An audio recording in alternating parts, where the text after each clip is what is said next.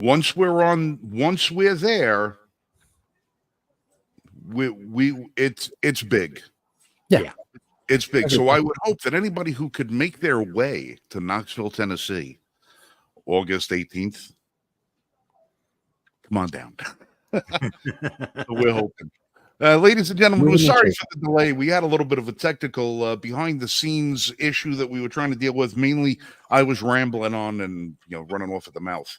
I was a shit salesman with a mouthful of samples, you might say. Well, here we are, ladies and gentlemen. Thank you for joining us for this week's edition of the Weekly Roundtable. My name is Frank Johnson, co-founder and co-host of the show. To my right, Michael Marshall, co-founder of the Liberty First Foundation. Just below me, Michael Vasquez, Dragon of New York, the only independent journalist left in America who tells you the way it is without giving you no bullshit. And of course, our alternative lifestyle expert, Jan Range, joining us once again from the great state of West Virginia. How the hell is everybody doing this evening? Good. Pretty good. Good. Especially after last night. That was crazy. Well, I figure at least, we have four of us. I would hope at least three of us are a little bit more awake than one of the last night's participants. If you're not dead, you're more awake than Biden. All right. Now, listen, I'm gonna go into as honest as I possibly can be. I purposely did not watch any of the debate last night. I didn't want to do it. I didn't want to sully my own point of view when I wanted to watch the reactions of the media pundits on both the left and the right and compare them to what I've seen from Joe Average. Yeah. So I like I said, for me, I'm showing up at the crash scene after the accident has taken place. And I'm just trying to look as an analyst to see, okay, what the hell happened at this thing? And as far as was shocked. It was a train wreck. Everyone was shocked. No one was prepared for what we saw. Yeah, it was a train wreck. Okay, and honestly, Trump didn't do that great in it either. In the beginning, no, the first half he was good. Second half, not so much. I mean, I don't know if we want to talk about the debate now or later, but That's fine. Go ahead. I already started the timer. okay. Oh yes, that's right. The show is now being timed. We're on a strict schedule. Jan is our official timekeeper. We got to get her a referee shirt. Yeah. Count this out when the time comes. We'll get her a buzzer. A little whip. One of those little toy whips, bang. But I rated, if I had to, I rated it. So the first half, Trump was like at 85. He was on point. He was sharp. He was controlled. He was really, really good with his answers. And he was dominating, of course. And CNN wasn't ready for that, even though they were prepared to try and shut him down. Tapper, first thing he says is, nope, you don't get to have a response, Trump. We're going to keep on moving forward, which is telling you already, CNN tanking for Biden. They want to give Biden every advantage they can. Got rid of the audience, muting everyone. They're trying to give Biden everything they can. So Trump got an 85 the first half. Second half, I got to tell you, he got 60. He was on too many tangents, didn't answer all the questions. He answered a lot of questions after the fact, like he was following up a lot, but he was on too many tangents. He was still dominating the event. He was still answering more questions than not, but he had definitely taken a step down. That's about the same time that Biden, the meds kicked in, and he suddenly, could answer a question, kind of. And then they came back and did their closes, which, whatever. I didn't count that part. So overall, I'd say like Trump did 75. If you were grading it, he had like a 75. Joe Biden, 25, maybe. I mean, I don't know. Throw down about who has better golf swing. It tells you how far into the weeds they got. They're talking about golf and who's the better golfer. Like anyone cares.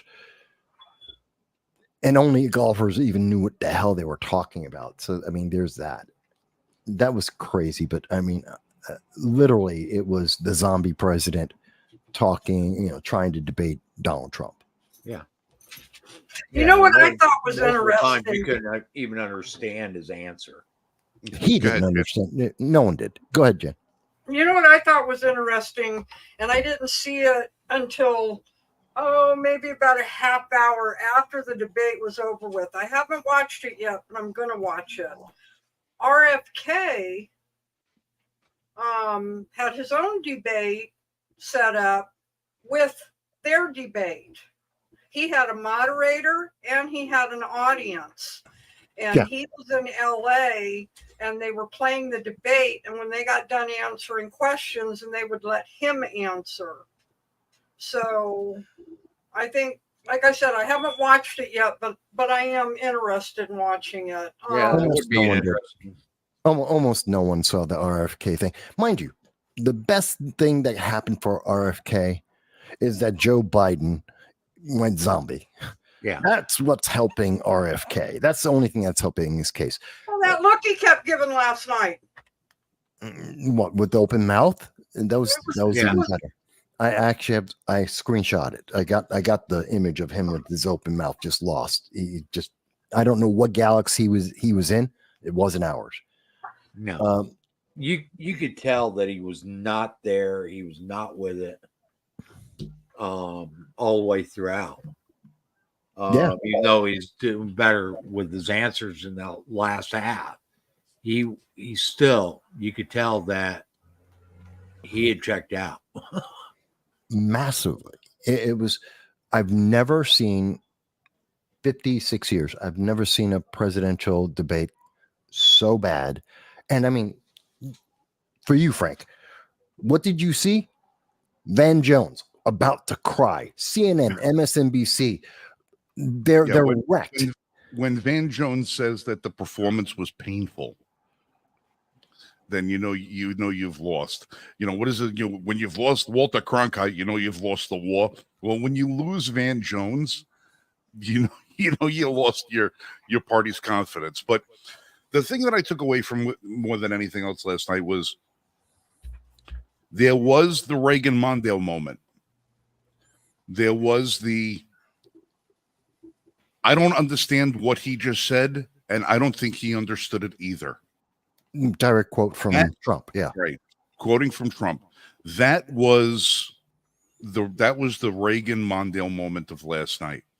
More than anything else that was said, more than any of the hyperbole, any of the back and forth, anything like that. That last 5 seconds of incoherent mumbling, which I actually listened to, and I understood what he said after about the 8th time that I listened to it. That was the moment that I think most people are going to take away from the debate, and that's also going to be the moment that's replayed over and over most over the next couple of weeks while we wait for round 2, if there is one. The other thing I took away from the debate was the post-debate performance. There was one step coming from the platform down to the moderator level. Yeah. Oh, and you're talking about with Jill. had to help him down the one step. Yeah, Jill was Just leading him. talking about you have an 8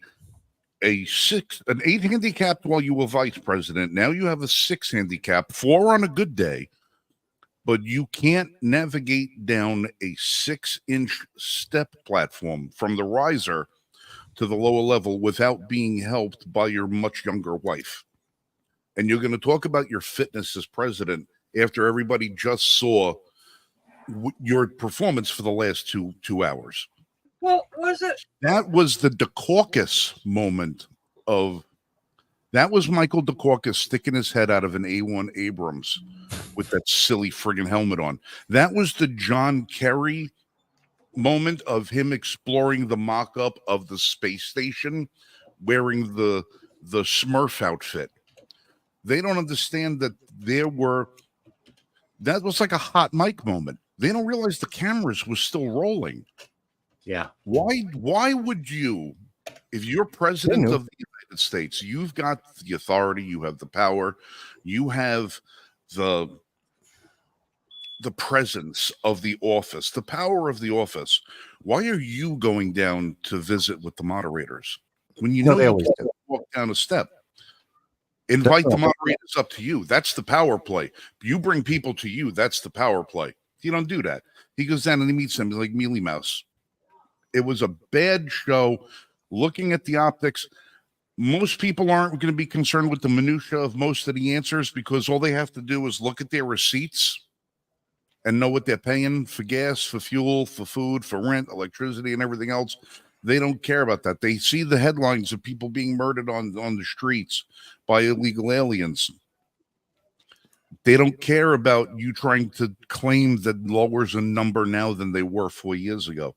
People are comparing what you said to the real world, and they're not going to listen to your lie about what programs you had when they remember 4 years ago what it was. Now, somebody did a very, very interesting experiment. If you have an Amazon account and you've ever bought food or anything else like that, if you have like one of these, Amazon Deliver, whatever it is, Checking out the bills before.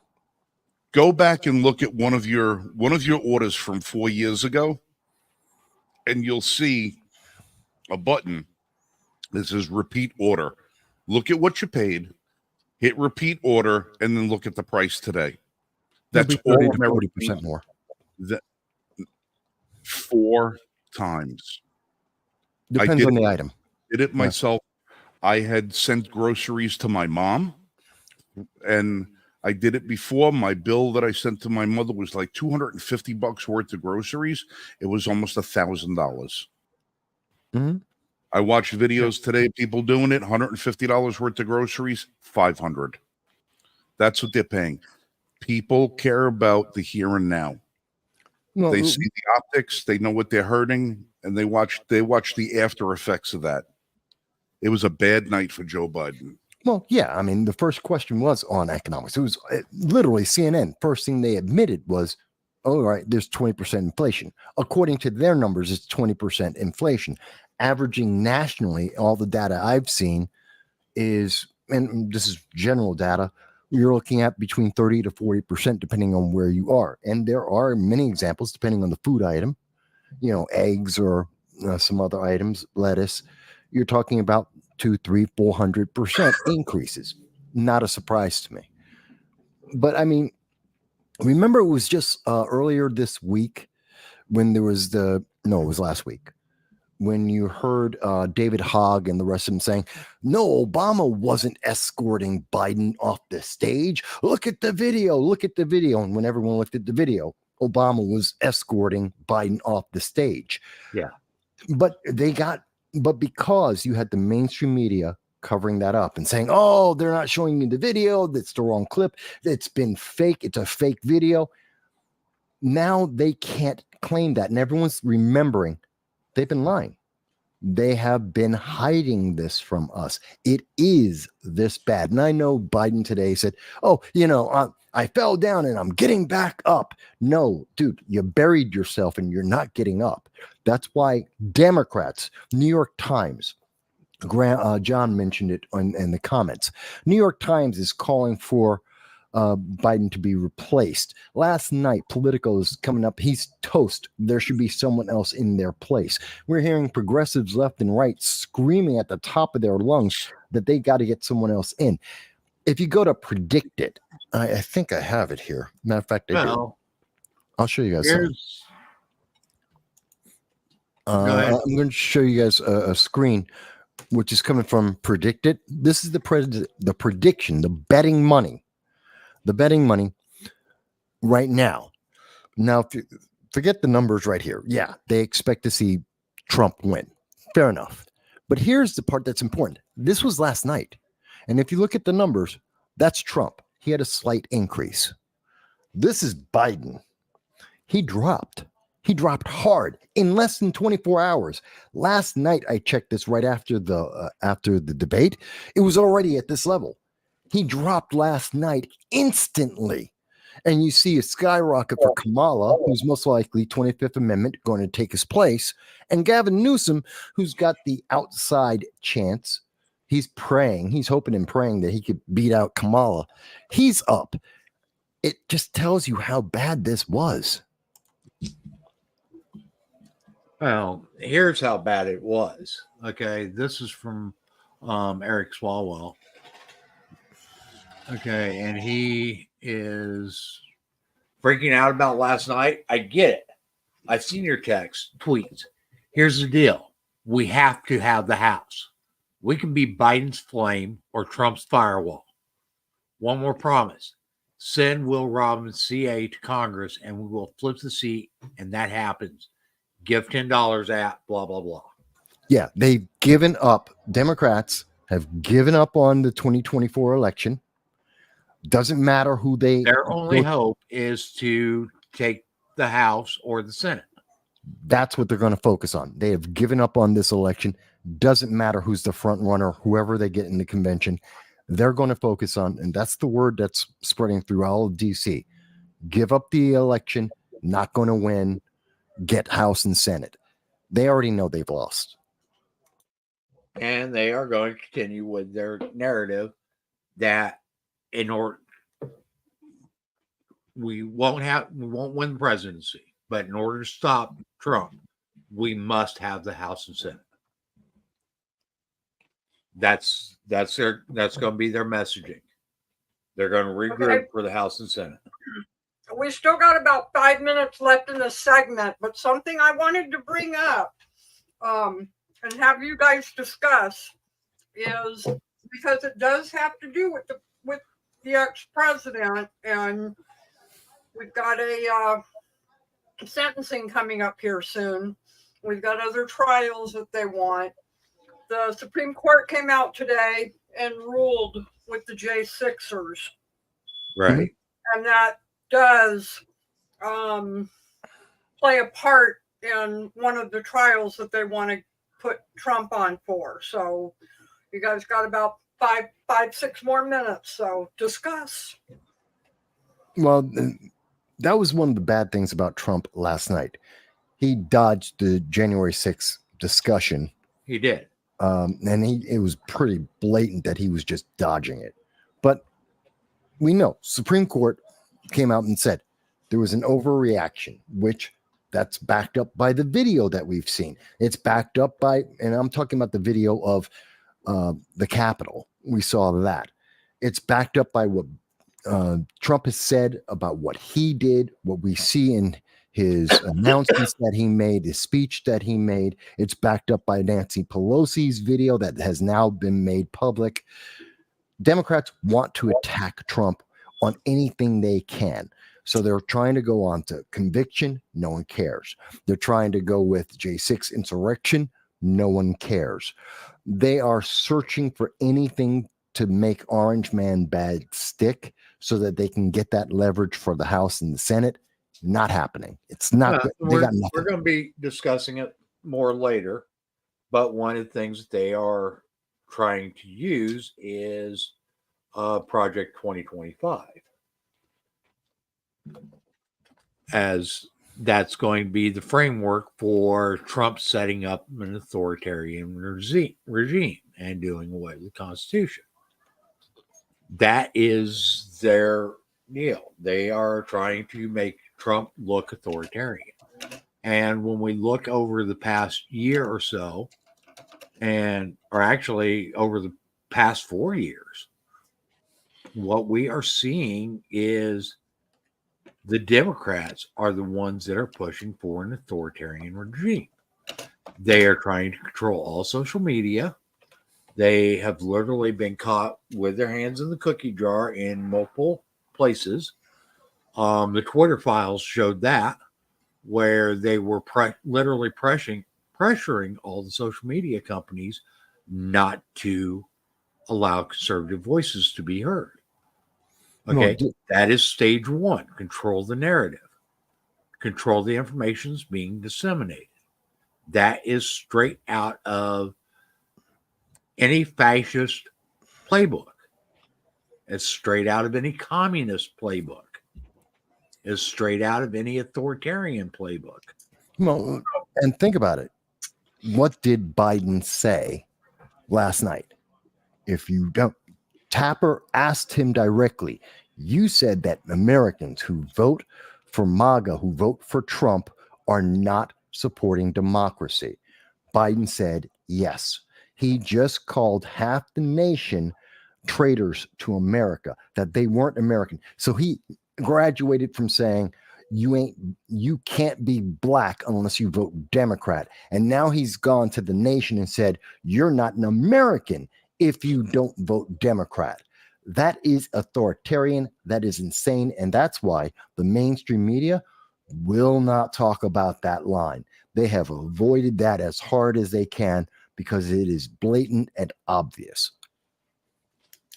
Well, they avoided any lie that Biden told last night. I mean, he brought up several things that have been debunked. The Charlottesville thing, the thing is, I've seen a few different reports both ways. The liberal media has been literally fact checking Trump over and over and over and over on a lot of his statements. But as I was listening to the debate and so forth, both sides were horrid on their factuality. Both sides probably had as many, if not more, misinformation that they put out. So neither side was telling the truth.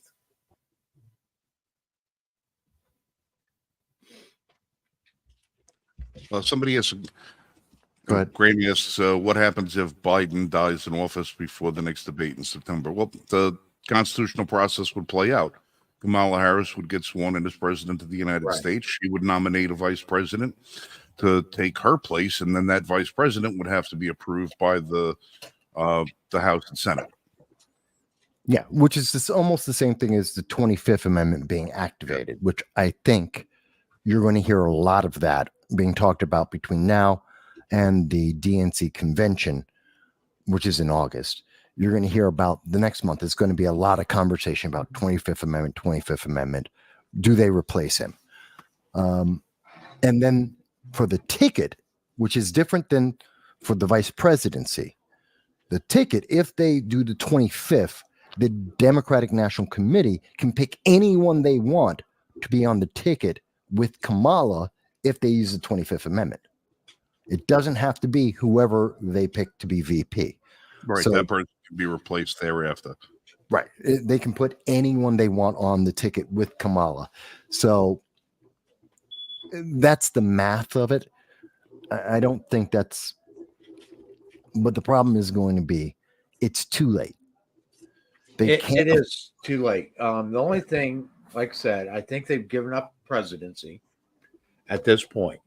They may try to Amendment 25 Biden, get Harris in there as a Hail Mary to try to get sympathy votes and to try to raise popularity amongst blacks or people of color, not just blacks, but people of color and women.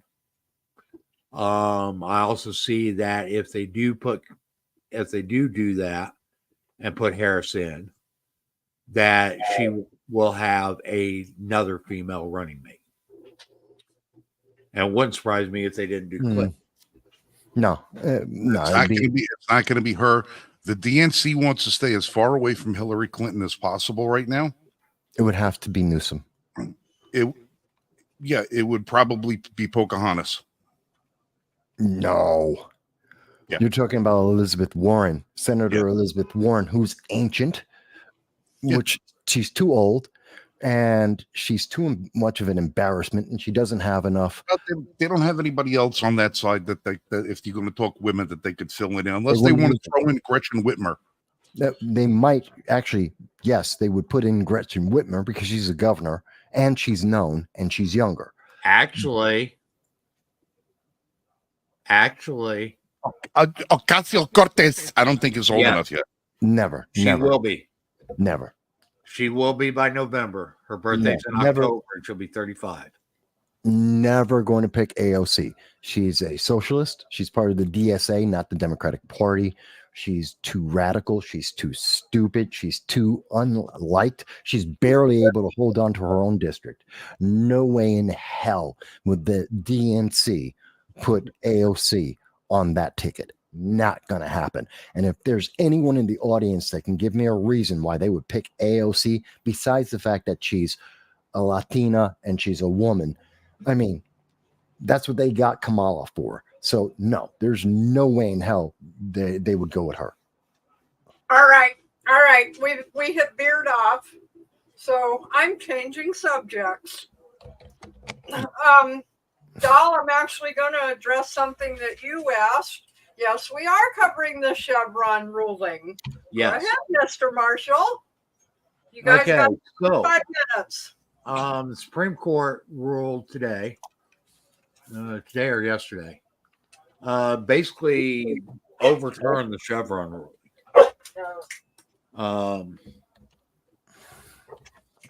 And essentially says that the courts do not have to defer to the quote unquote expertise of the so-called expert agencies when they are interpreting the legislation that is arbitrary, so to speak, i.e., whenever like the EPA decides to reinterpret legislation and try to change laws. That's basically what the Chevron ruling was with Trump, that the Supreme Court and the courts had to defer to that expert agency in determining definitions and so forth that was put forth in the legislation. That is not what our country was founded on. Okay. First off, these executive agencies like the EPA and so forth do not have the authority to legislate. There is nothing in the Constitution that gives them that authority. The only people that are allowed to legislate for the federal government is Congress. Plain and simple. And Congress likes to write these arbitrary, wide laws on environmental on any type of regulations that gives these executive agencies a lot of leeway in doing imposing regulations on people. Well, first off, these executive agencies are not voted for by the people. They're bureaucracies. Okay, so they have no accountability to the people. That's one of the reasons why they've been established, is because they are isolated. They are insulated from the people. That was never the intent. The intent of our government was always to be accountable to the people. And when we have bureaucratic agencies such as the EPA, the ATF, the FBI, NSA, CIA, et cetera, FCC, FAA, FDA, and any other 3-letter agency you want to talk about, they have no accountability to the people. They have minimal accountability to even Congress once they're established. We've seen countless CNN or C-SPAN, hearings where they talk to these guys and there is no accountability. They can outright say, yeah, I did that. What are you going to do about it? And there's nothing they can do about it. The best they can do is they can withhold some funding. And that isn't going to happen.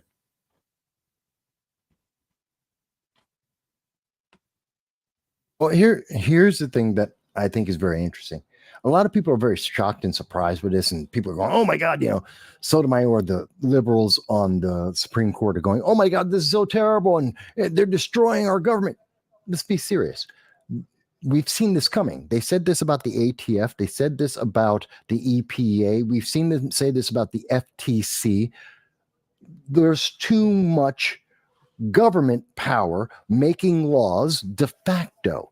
We've seen this coming. No one should be surprised that the Supreme Court is saying, you know what? Shrink the size of the government, shrink it down, stop letting these rogue groups do whatever the hell they want, whether it's pistol braces or it's drugs and medications or regulations about whether you can have that you have to put in green energy or whatever it may be.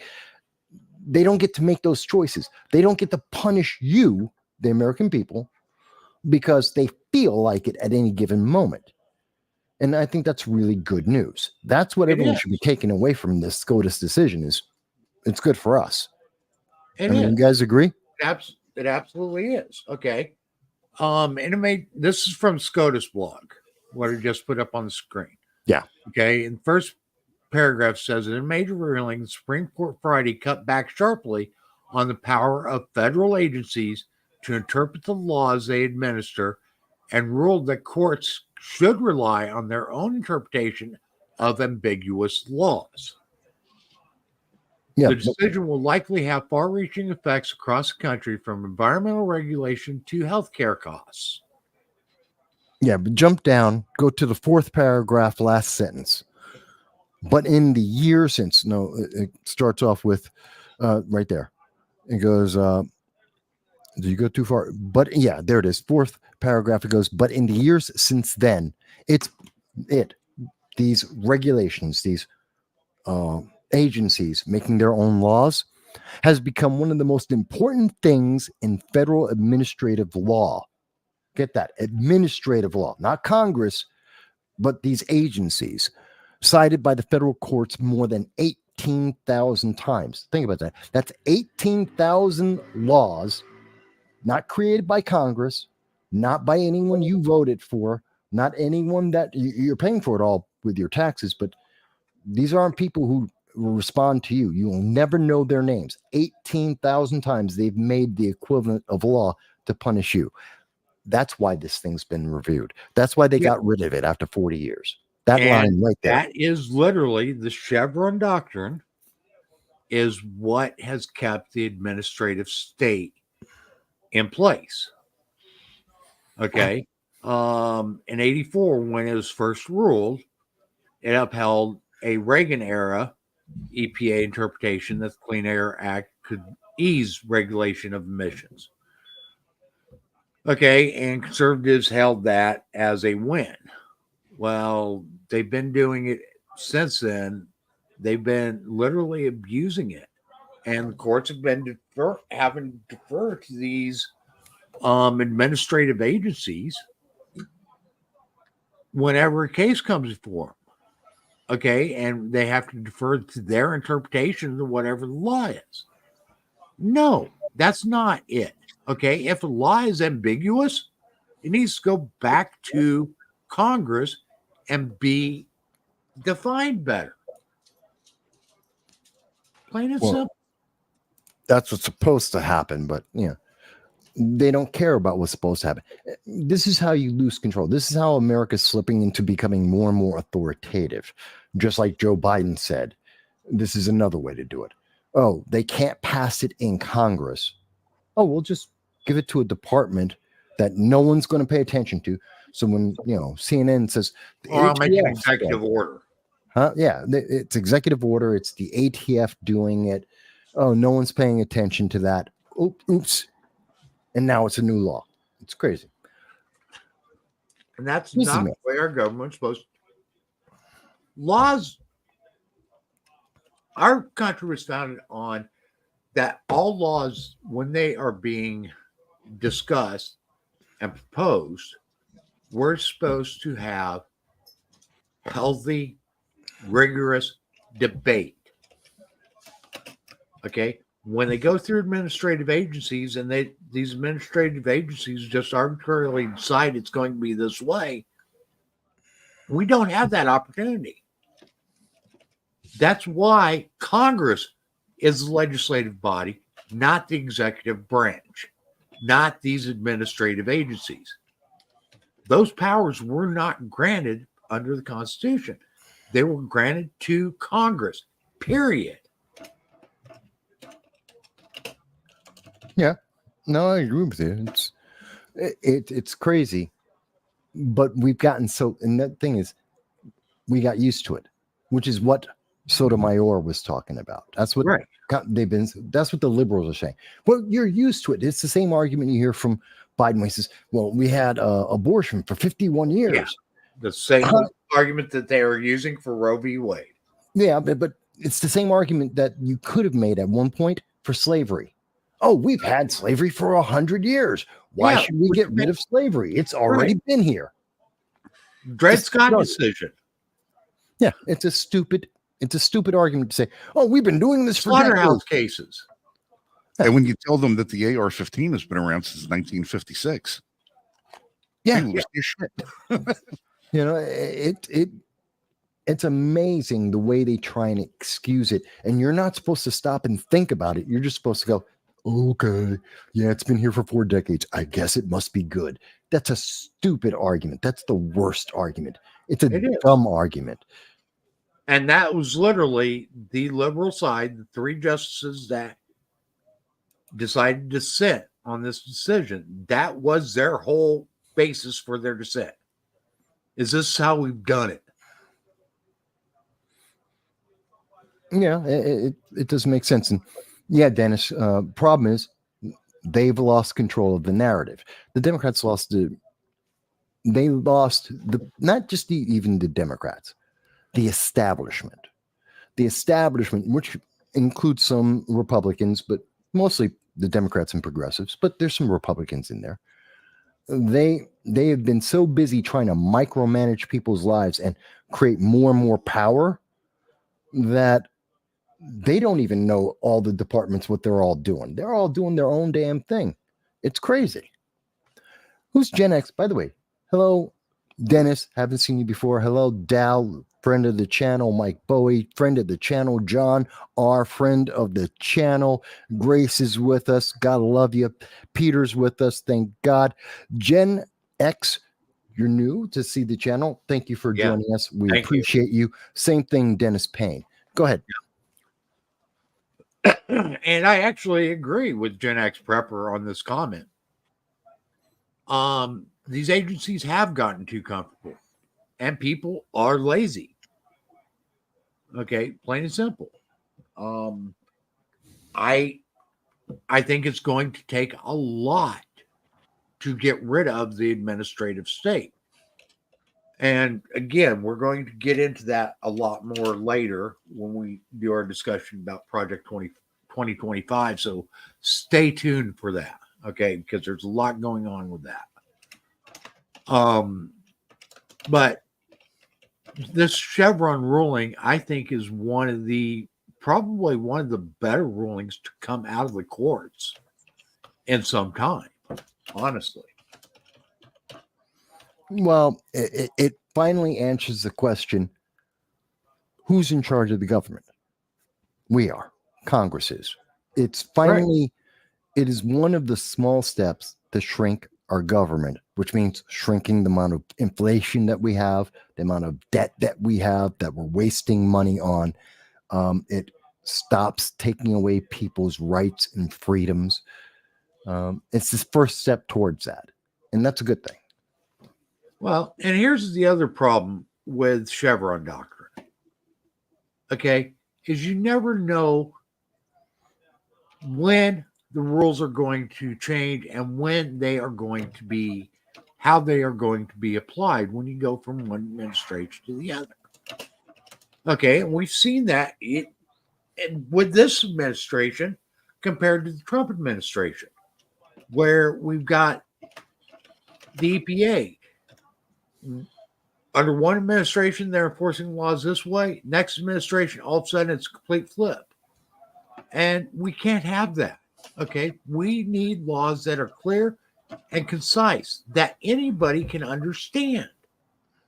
When we don't have that, how can people comply with them? Yep. All right, so beings are already here. We do have two subjects left tonight. Hopefully, we'll leave a little time for something at the end if that I'm sure you guys would want to throw in there. But we're going to go ahead because of the subject being on the Chevron and the government and overreach and everything else. Let's go ahead and go into Agenda 2025, and we've got 45 minutes. Okay, this is actually, it's not Agenda 2025, it's Project 2025.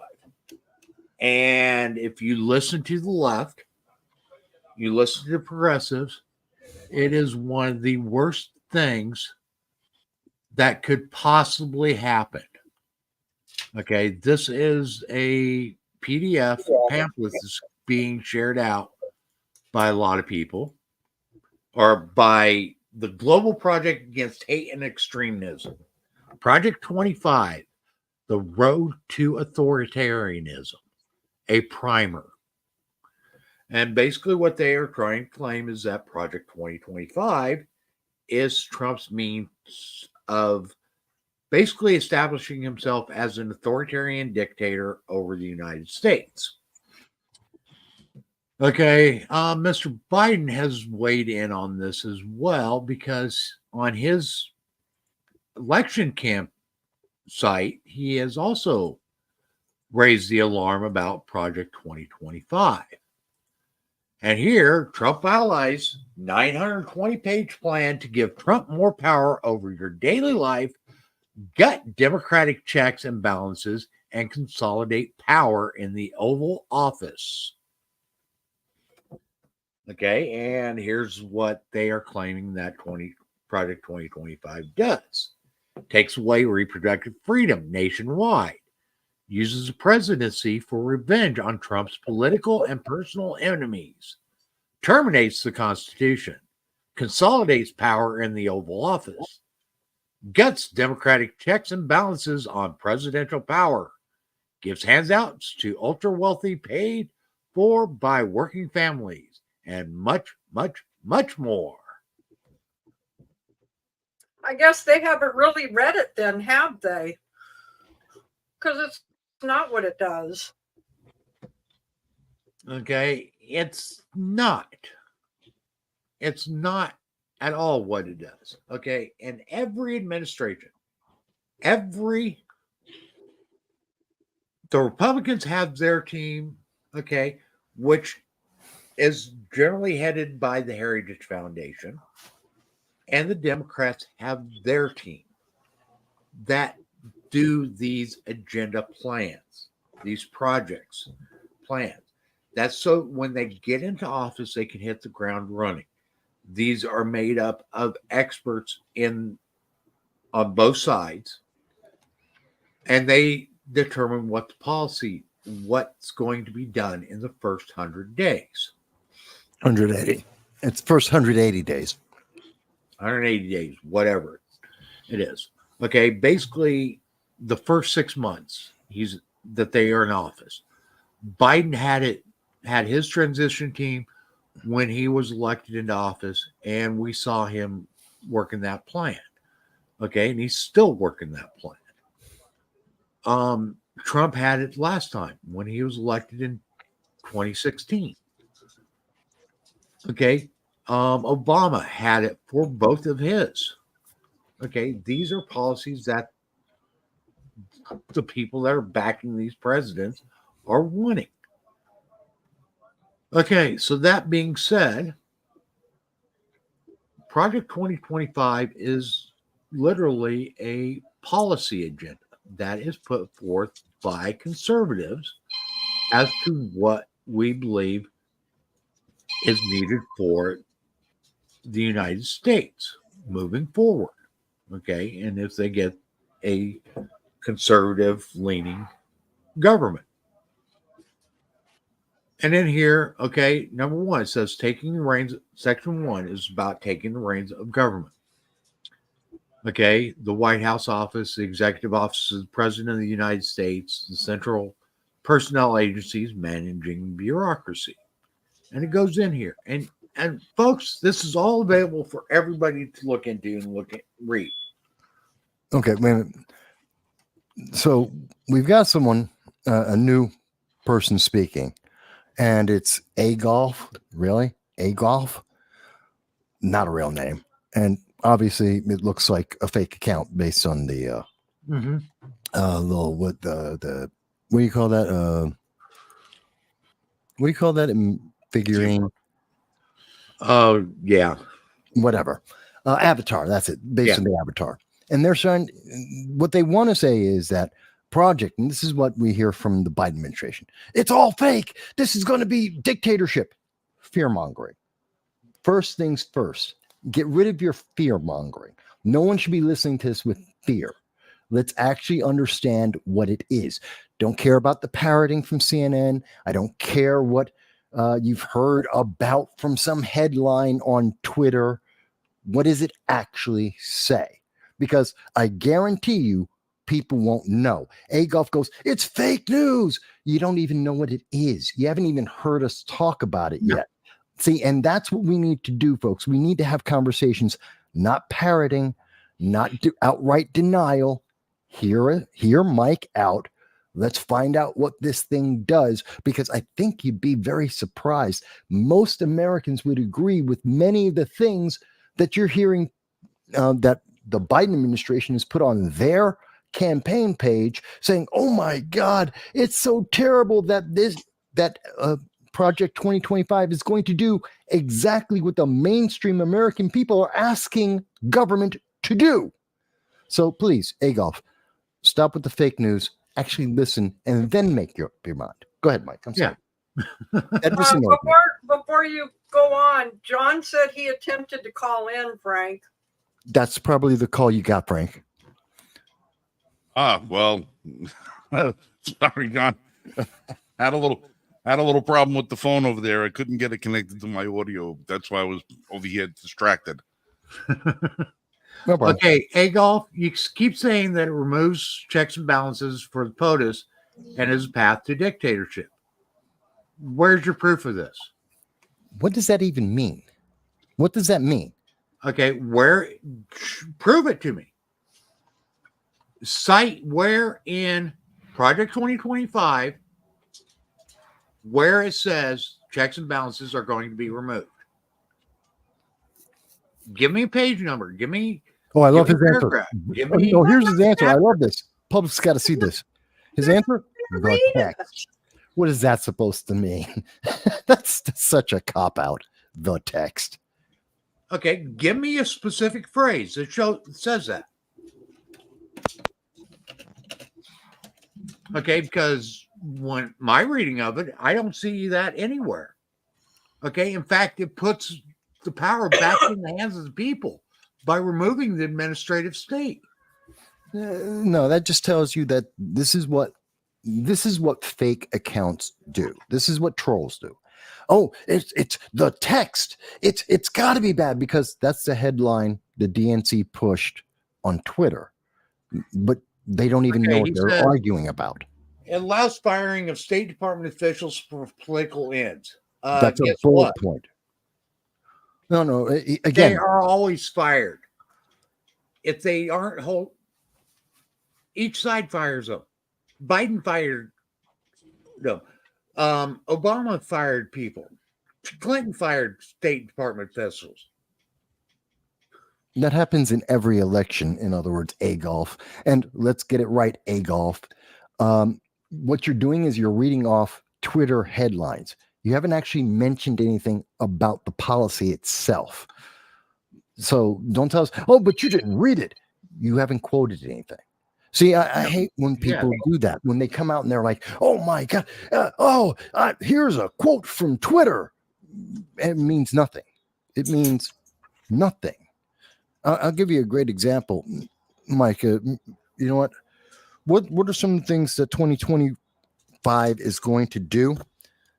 reinstate the ban of some Middle East countries created by the Obama administration to protect America, because we have 8 ISIS members running around because they weren't properly vetted, because 169 terrorists tried to enter into the United States in 2023. This is according to the Customs Border Patrol. This is what the government has identified. And we know this. It was just in the news last week about the 8 ISIS members that are running around in America for the last year because they weren't properly vetted. So you mean to tell me that something that the public wants, closing the border, restricting people from questionable countries that have promised to threaten and kill us, yeah, that's a bad thing? I don't think so. Oh, it's going to make sure that we have armed SRO officers in our schools. This is what Biden says is a bad thing, to protect kids, because the officers in Uvalde did such a great job protecting our kids. Gee, maybe it's time we should do something different. Maybe just like in Florida, where we had their own review say that we need armed officers in our schools, and depending on the size of the school, more than one. Yeah, this is what Project 2025 is doing, and this is what the Democrats are upset about. So, Agolf, when you try and tell me, oh my God, here's a Twitter sentence, I don't care.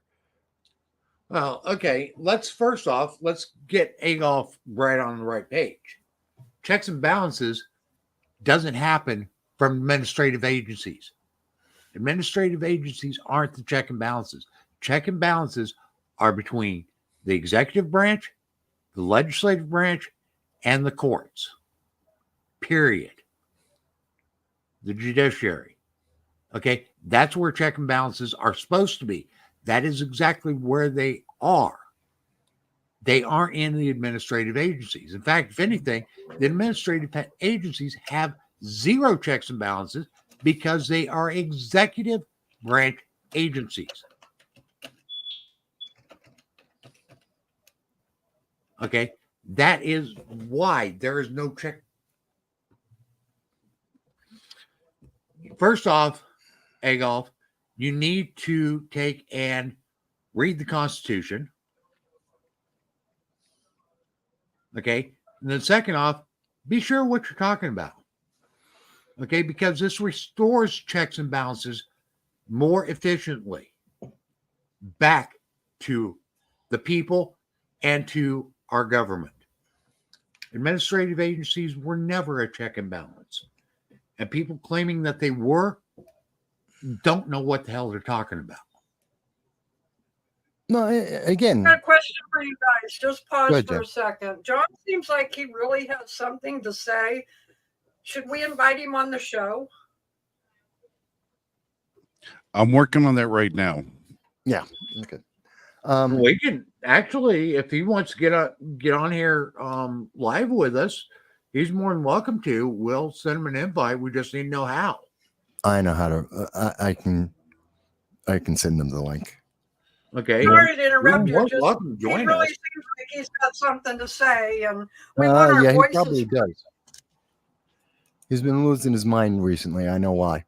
That's not a bad thing. Yeah, I thought it was a problem with my soundboard. I actually can't pick up his phone call. Every time I pick up the phone call, the line goes dead. So why don't you go ahead and send him a link there, Michael, if you would, and Yeah, be more than happy. Okay, and actually, Agolf, you give us a way to send you an invite, we'd be happy to let you join too.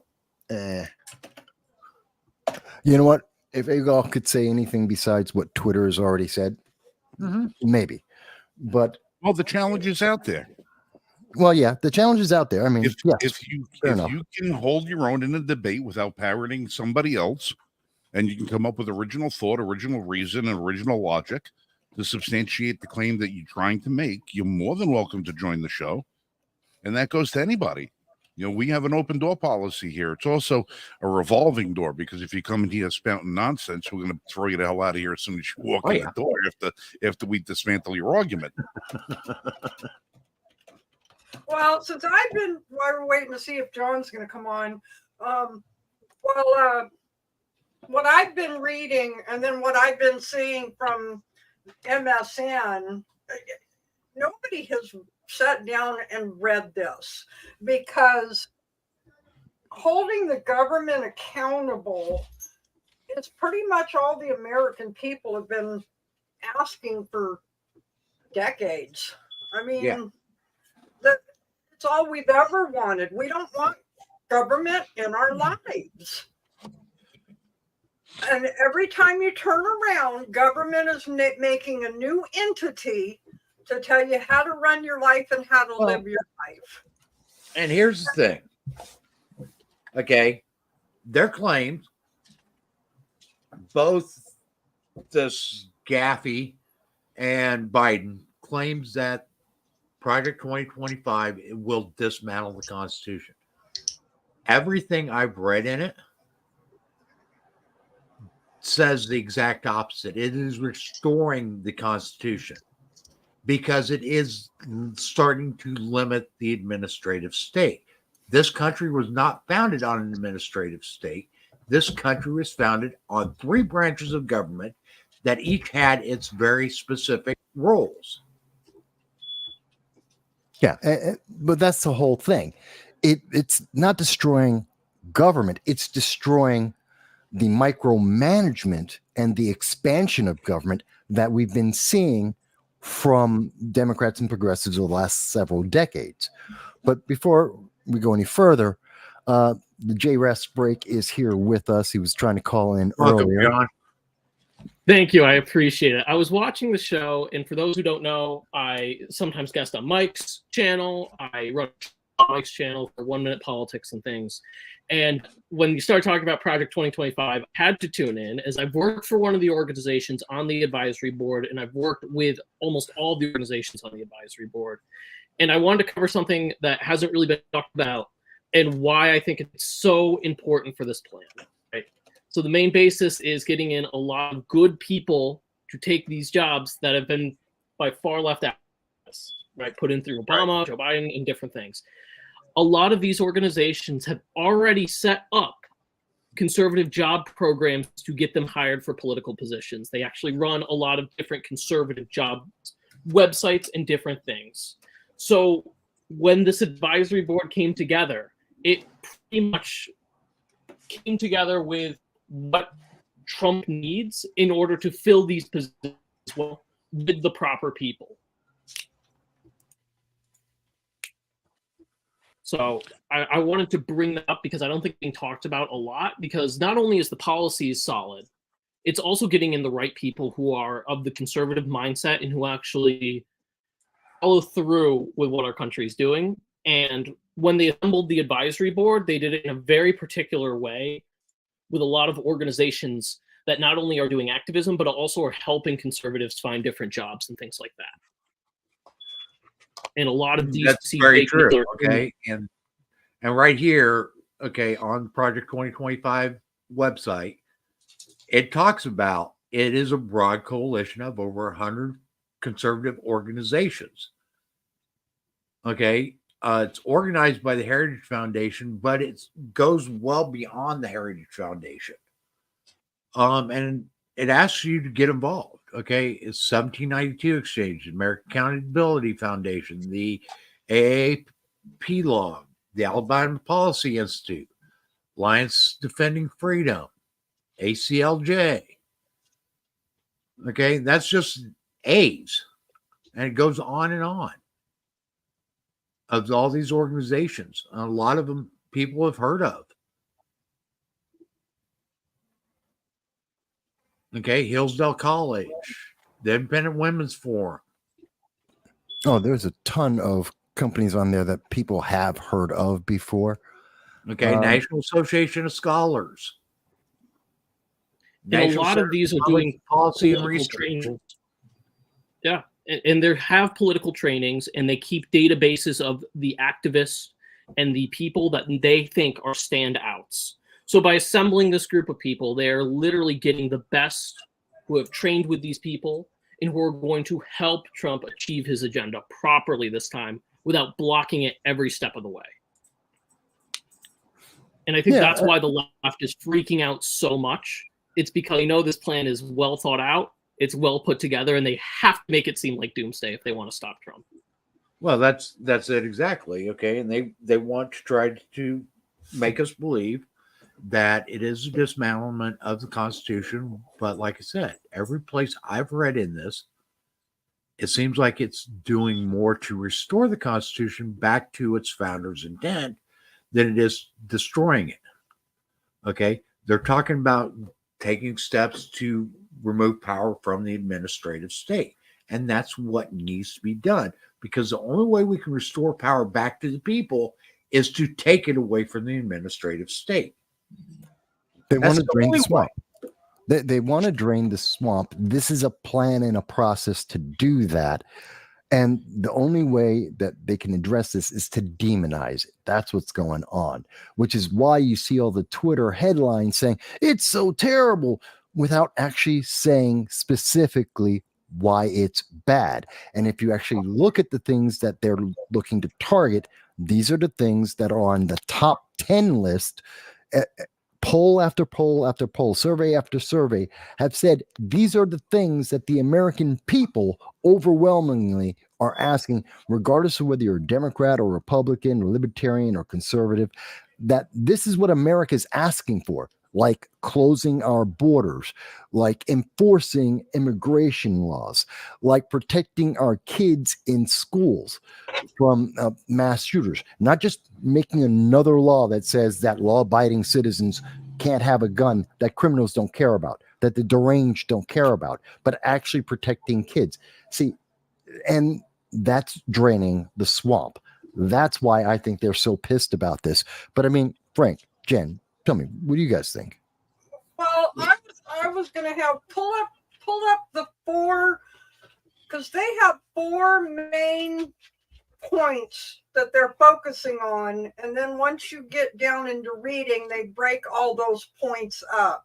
Pull up the four main points of this agenda, Okay. because I think that's important for people to understand that when the Democrats and MSN are talking about, oh, dictatorship and this and that, I mean, I think it's important that the people see what are the main points.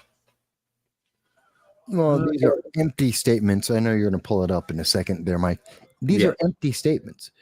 It's just, it's like saying Orange Man bad. It's like saying that, oh my God, we have 15% unemployment in 2020. Yeah, it's called lockdowns. So Right. yes, the world was locked down. The world stopped. Every country in the world had their GDP get screwed up. Every country in the world had unemployment skyrocket because everyone stopped working. So it's the content, it's the things they're not putting in. Oh, crime is down versus 2020 when we had the BLM riots going on and they were autonomous zones in 22 cities across America. But crime is up versus 2013 to 2019. Oh, they leave that out. They leave out things like from the peak. Inflation is down from the peak. It's not, it's up since 2019. It's up since 2021, but it's down from the peak. So it's the same kind of logic that we hear about Project 2025. But go ahead, Mike. I'm sorry. Yeah. Okay, so here's the four pillars that this is based upon. Okay, let me get back in here. Okay, so this volume puts in one place a consensus view of how major federal agencies must be governed and where disagreement exists, brackets out those differences for the next president to choose a path. Pillar 2 is a personal database that allows candidates to build their own professional profiles and our coalition members to review and voice their recommendations. These recommendations will then be collated and shared with the president-elect's team, greatly streamlining the appointment process. Pillar 3 is the Presidential Administration Academy, an online education system taught by experts from our coalition. For the newcomer, this will explain how the government functions and how to function in the government. For the experienced, they will host in-person seminars with advanced training and set the bar for what is expected of senior leadership. And Pillar 4 is the playbook. They're forming agency teams and drafting transition plans to move out upon President's utterance of "So help me God." Yeah. And they say that this is too religious. John, tell me, you know people who are involved with that and putting this together. Is this some kind of, I don't know, Christian revival, or is this about government and following the Constitution? You tell me. So the organization that I work with, I left that organization, went to a different conservative organization that isn't signed on. You know, I didn't exactly see the planning or anything like that. But from going over it, it has nothing to really do with religion. It has to do with filling administrative roles that need to be filled. And another reason the left is terrified is because a lot of these organizations and a lot of the people that are going to fill it are young conservative activists. It's exactly what the left was doing for years and years and years, filling with young liberal progressives, right? And this is doing the exact same thing with a core conservative audience they have. So it has nothing to do really with religion. It really doesn't. It has to do with filling these positions properly. Does that mean that they're afraid that there could be a conservative version of Lois Lerner in the IRS to replace Lois Lerner? Is that what they're afraid of? That we're going to balance out the IRS or the FBI, that we'll have an equivalent to Ray that's a little more conservative? Is that what they're terrified of? I would assume so, because a lot of these organizations have the contact to college students that are in the college conservative programs.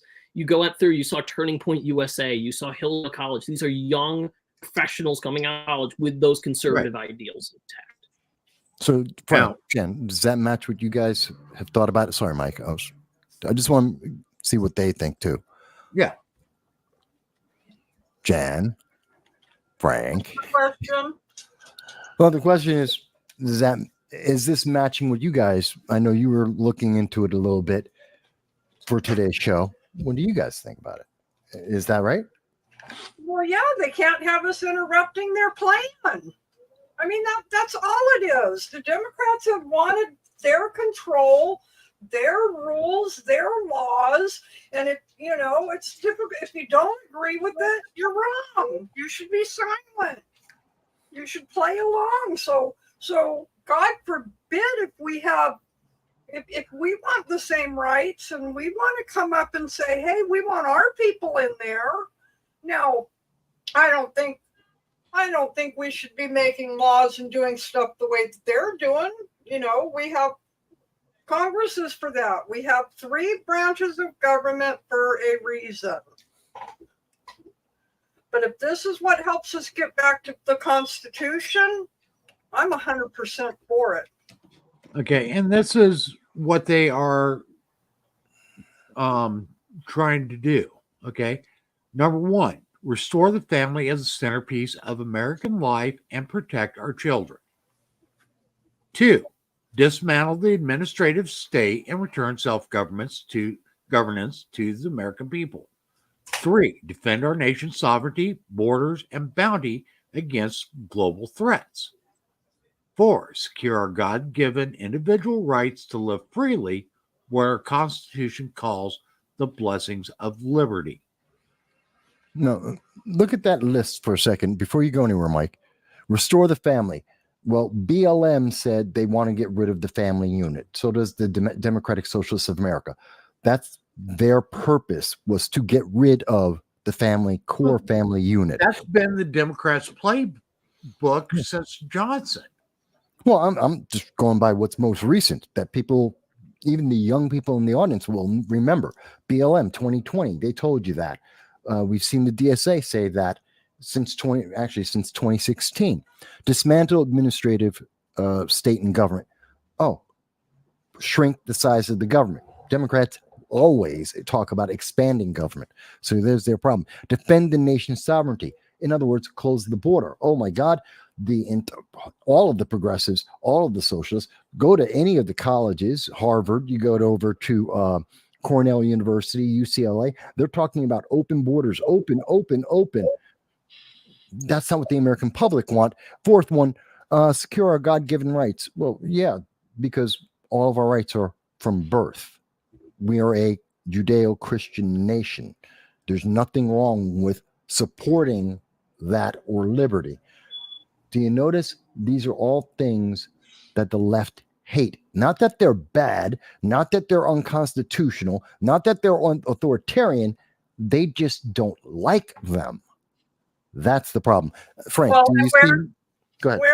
Where in these 4 pillars does it say we're giving the president a dictatorship? I don't see it anywhere in there.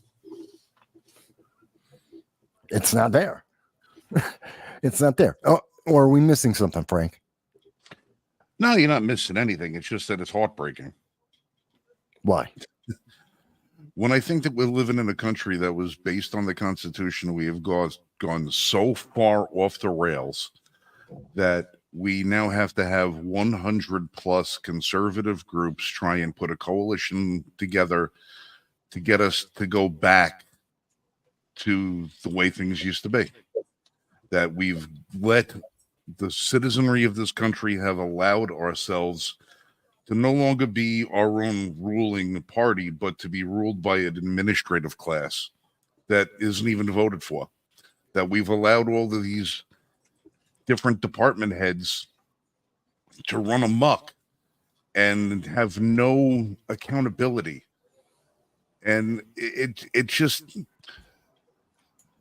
if you raise a kid right, you don't have to discipline them that much. It's the ones that are always screwing up that you got to keep putting all that extra work into and disciplining and correcting and putting back on track and everything, where if you did it right the first time, that's energy you wouldn't have had to spend. Well, people in our country, we drop the ball. Whether it's our generation, the generation before us, we let it get this bad. And it was never the intention of the great experiment of freedom for a country to get to the point where 3% of us fought a revolution over a 2% tax on a really weak breakfast beverage. And now we've gotten to the point where we have to infiltrate our own government with conservative people so that they can counterbalance the people that are in there that are standing for communism and totalitarianism. We have to basically be our own spies, and this is a counter network of spies to try and regain power that we never gave away. We never gave away this power, but we let it be taken. And that's why it's heartbreaking to me. It's heartbreaking that so much time and energy has to be spent doing this. It's like when they try to take away one of our rights that we are born with. And then we are on the defensive. We've got to raise millions of dollars. We've got to spend thousands of hours. We've got to go to court. We've got to do all this stuff. And then they use our tax money to fight us, to keep from us what they didn't have a right to take. And we have to spend more money to get it back. And half the time we're not successful. It's just, it hurts. And like the woman asked Dr. Franklin, have you given us a dictatorship or a monarchy? He said, well, we've given you a republic if you can keep it. Mm-hmm. Yeah. We failed. And as Americans, we failed at keeping it. And that's exactly it, okay? Because any of your politicians today don't call us a republic anymore. They call us a democracy. And that's the last thing that our founders wanted. They abhorred democracy. Okay, because they knew that democracy would literally trample on individual rights, because democracy literally means rule of majority. Well, Trump is a threat to democracy. Good. I hope so. I want to be a threat to democracy because democracy sucks. Democracy is two wolves and a sheep debating over what to have for dinner. That's what democracy is. And actually, any of you LGBTQIA blase alphabet soup people out there, if you want a democracy, great. Guess what? You're a minority. Yeah, that doesn't work out so well, huh? Well, when you constantly see the minority fighting the minority now, I just sit back and laugh because you wanted it, you got it. If you think that sitting there being told my feelings are more important than yours, my this is more important than yours. Well, when the other person walks up and says, well, my feelings are more important, you're going to clash. So Well, that's when we have to. I sit back and laugh at it. Well, that's how we get to the point where everybody has got to put their list of victim credentials together, and whoever has got the most amount of boxes checked gets priority over everybody who's got least amount of boxes checked. And that's not democracy. Well, no. But let's ask. We've got a young person who's on with us, relatively young, younger than me anyway. I'm one of the old men of the panel here. Let's go to John. John, let me ask you, were they putting together a list of victimhood as they decided about this? Did they write down, oh, here's all of our feelings and this is what we have to focus on? Or did someone pull out a copy of the Constitution and say, hey, by the way, this is our guide? Which one was it? Was it their feelings or the Constitution that guided them on this? Again, I wasn't there for the writing of this. Yeah, I wasn't there for the writing of this. But look at those advocacy groups again. How many of them are constitutionally based organizations that are trained to teach the actual Constitution, what it says, and what it actually means? There are a lot of liberty-based organizations on that list, right? So if you were to, let's say, the whole point of this program, and I got to disagree a little bit with Frank being like, this is very sad. It is sad how we got here, but we're going to fix it. That's the benefit of this. We have a plan to actually go in with people who understand our Constitution properly. They are taught the Constitution. They're taught that we're a republic, right? And go in and make sure they have those ideals before they go in with all these different trainings and things, and take over those positions so we can get back to the government that we should be. So if you go through those lists, how many of them focus on the Constitution, focus on liberty, right? And whose foundations are those core American tenets? Well, I think what John, not to interrupt you, but I think what a lot of people probably on the left are not only fearful of seeing their ideological beliefs getting challenged, but they're going to see the mechanisms with which those beliefs are instituted being replaced. And what I think they're equating this movement to is something Caesarian, wherein you say, well, when Rome was at the height of its corruption, just before, when it was having all the problems, it was Caesar who came in and disbanded the Senate. He got rid of the government, declared himself emperor, and then, he, tried to rule over everything with a fairness and everything until he could, adopt a more 2,000 years ago, a more perfect union for them. What I think they're saying in this is Caesarian in the regard of saying, well, you're going to take all of our influence that's in all of these groups, replace it with people of a conservative bent who are loyal to a certain president of all presidents at the time will be Donald J. Trump, with God willing.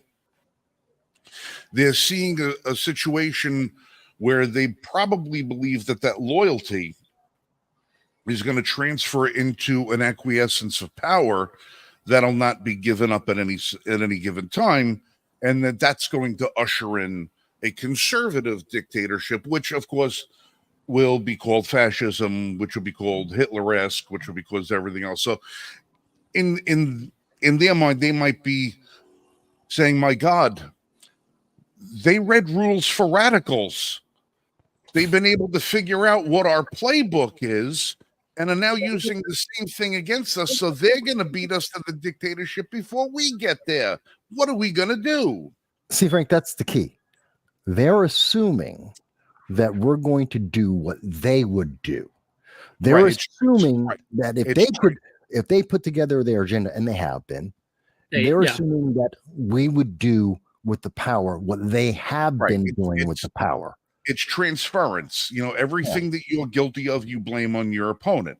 That's transference. That's what they're going to do with this whole thing. But that's probably the root of most of it, is that they're saying, "My God, this playbook looks exactly like ours. We got to stop this." So naturally, instead of going and discussing, well, is the family unit better than, 6 baby daddies? Yeah. Having structural family, is that better? Yeah. Having children, being able to read in script so they understand the Constitution, is that better than eliminating cursive writing? Yes. Is having merit-based pay better than having the same outcome for everybody? Is that better? Yes. And they don't want to have that discussion. So what they want to do is just replace that with the, "Oh my God, we're about to have Benito Mussolini in the White House, except he's got a full head of hair and he's orange." Well, yeah, they have to demonize us so that they can live with the illusion that their idea is working, because their ideas always work forever. It's just a matter of how much money and how much time you give them, and their thing will eventually always work, except it never eventually works. It never works. We didn't give it enough time, money to do it right. Right. It'll work Think about, as an example, they went to California. There was everyone was talking about $15 minimum wage. And then California said, "No, we can do it better than that. We're going to go $20 an hour for a minimum wage." That only 3%. Now they want 30. No, well, but they went with 20. And that's only about 3% of the population actually get minimum wage. And they were warned, if you do this, you will get more people unemployed, you will close more businesses, and everything will be more expensive. They were told by the Congressional Budget Office. They were told by the economists. They said, no, you don't understand. We have a feeling. They did it. What was announced last week with Gavin Newsom, Mr. I want to run for president, I should replace Joe Biden. What did Gavin Newsom find out? 10,000 restaurants closed in California, and they're still closing to this day. 10,000 people were put out of work. Businesses closed left to right. Well, now the state lost revenue. Taxes are going to have to go up because of it. More people are unemployed. They're getting more benefits from the government because they don't have a job anymore and they need to still feed their family. They destroyed their economy. They hurt their people because they had a feeling. That's why they're afraid of 2025. Because once you stop feeding that feeling, you have to deal with the consequences. And the consequences aren't going to be the rainbow or a unicorn. It's going to be problems. It's going to be bad. That's what I think about it. I mean, you guys can tell me, Mike, I think you're wrong, but I think that's the evidence that we see. Well, it is. Okay. And as you pointed out, Democrats tend to want larger and larger government.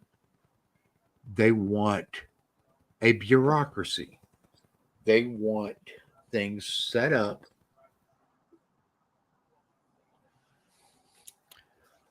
Sorry, I got thrown off because James Lucid, and people may not have been seeing it's in the comments, but James Lucid just gave us a $20 super chat. Thank you, James. We really appreciate that. And James Lucid says, and to put it in proper consequence, let me put it in good order.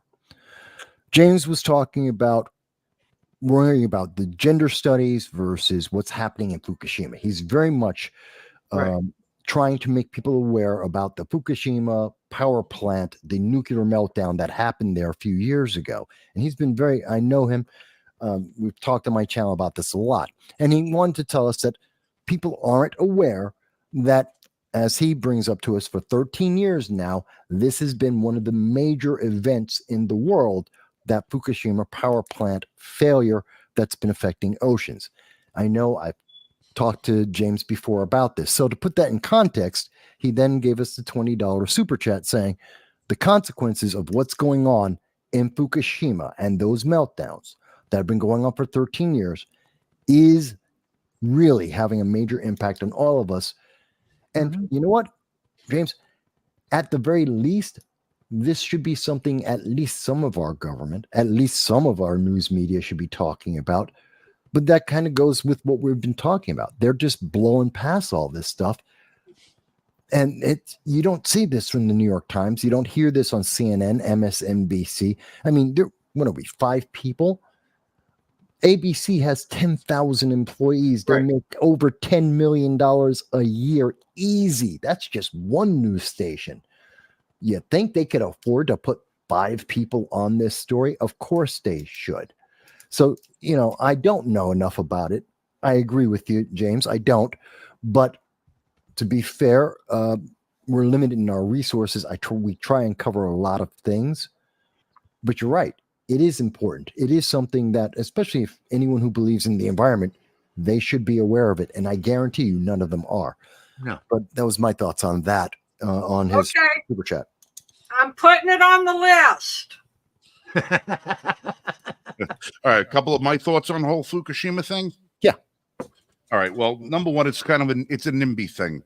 Right now it's something that's not in my backyard, so it's not on my radar. And I'm not saying me. I'm saying the media in itself. We've got when you've got a situation right now, what's going on with our American electoral system, and what's happened over the last 8 years.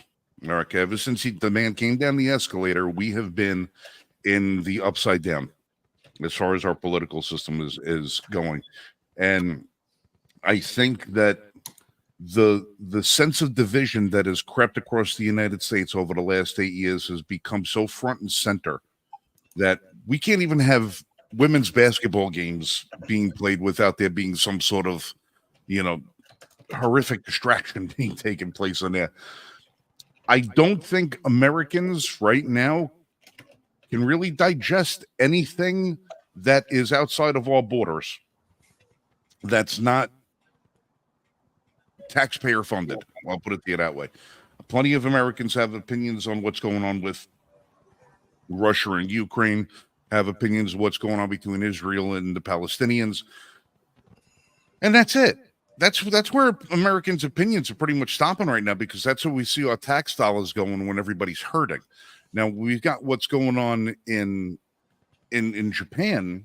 You're talking about a really touchy subject right there, because Japan is an ally. It's huge ally. All right, it's a huge ally. Japan is not only an ally strategically, but as far as our trade relations go, we've got so much trade. It's one of our major trading partners, not only for the United States, but for Canada, Mexico, and the rest of the world. Japan is an economic powerhouse. It's almost like hands off. It's like it's the uncle with a drinking problem at the barbecue. Everybody knows he's there, but nobody's going to address him. They don't want to talk about it right now because it's not a convenient time. It's not a convenient time, and he's drinking more, and now he's wrecked everybody's car at that time, but still nobody's going to say anything. We can live with the damage. I don't think until we get to a place where it's something that can be moved up to the front burner that you're going to start seeing a lot of it. Now, it would probably behoove a conservative government to get a little bit more in front of environmental issues, but with actual solutions. Instead of hyperbole and pie in the sky and, wind farms in the desert and, wave technology to generate electricity and windmills to kill the birds. If conservatives come up with some tried and true technology to show that we're actually interested in, well, not to show, but to demonstrate publicly that were interested in the environment, you're not going to see a lot of people really discussing what's going on there. I mean, we still have fallout from Chernobyl that we are dealing with. There's still huge swaths of that country that are no-go zones that, you know, they're toxically, polluted with we still have radioactive. 3 Mile Island as well. Well, 3 Mile Island at least was never breached. Right. It was never But breached. we still So have repercussions from it. right, still repercussions. And the biggest repercussion for 3 Mile Island was the black guy that it gave the nuclear power Yes. industry. We never recovered from that. We should have been able to recover from that because 3 Mile Island actually did one thing. Yes, there was a problem at 3 Mile Island, but it showed how well prepared we were for it. Well, it failed The reactor gracefully. didn't collapse. It didn't explode. We didn't have a leak like we did at Fukushima, like we did it at Chernobyl, at any of the other sites. It was a success story in the fact that it failed properly. You know, Well, it was like, failed well, how do you- gracefully. That's Right, right. but- It's bad the for movie but it created the movie right. that And the- destroyed the and- industry. Right. And Chevy Chase walking out on Saturday Night Live with an extra head on his shoulder. You know, it was comedy skits. It was all the rest of that stuff. It's the poison Tylenols. Everybody remembers why do we have 14 safety caps on medicines now? Because of the poison Tylenols. Well, newsflash, there was no such thing as poison Tylenols. It was one case where somebody was trying to make a hoo-ha over something that never happened, but it got into the pop culture. It got into the veins. It's in the mainstream. That's how it happened. Before your But- time, John. Go ahead. But there's things that show up in the vernacular that don't because they're they're popularized correctly, and by people that should not be the ones doing the popularizing. Right. You have people that have an agenda, so they make this the story, whether it's true or false or otherwise. It's better that it's false because then they can embellish on it even more, and there's no way you can fact check it. But as far as us being able to cover what's going on in Japan, I can't afford a ticket right now to get over there. None of us. So we have to rely on what sources are available to us and then try to encourage others to do the same. But we need people on the ground who are going to report honestly on what's happening in order for us to be able to bring that to you guys because the mainstream isn't going to. And that's the thing.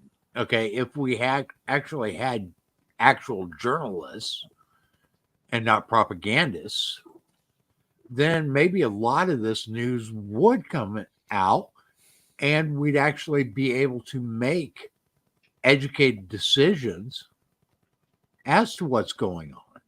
But instead, now pretty much all of it is propagandism. Yeah. What do you think, John? You're the youngest person. Is there anyone in your age group that even knows where Fukushima is, let alone know that there was a nuclear power plant? I'll tell you this. No. Well, I don't know. I'm in my early 20s. No. I went through a college class where only 2 people knew what the Whiskey Rebellion was, right? A college course. So I imagine no, they don't know. And I think part of the problem is that media is so focused on reporting what's coming from culture, like pop culture and different things. Quote Andrew Breitbart, politics comes downstream from culture. And Fukushima is not currently in our culture, so they're not going to report on it. That's not, they don't see it. It's all about getting views. It's all about doing what the far left propaganda machine wants to put out. I'm sure if Brad Pitt, Angelina Jolie, or someone like that was involved with the incident, it would be covered for years upon years. Or if one of the big far left environmental groups wants to pick it up. You want to know the weirdest thing about it? I'm actually surprised that the left hasn't really embraced Fukushima more. You would think they would. Because if you look at how it happened, my God, it's the trifecta. It's the trifecta.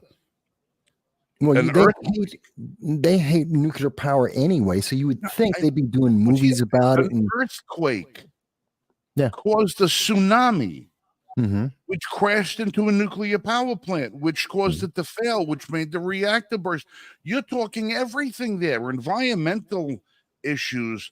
Uh, you're talking greenhouse gases that caused earthquakes because of fracking and all the rest of this stuff. I mean, it's every single thing, every talking point that they could possibly roll into one event all happened at Fukushima all at the same time.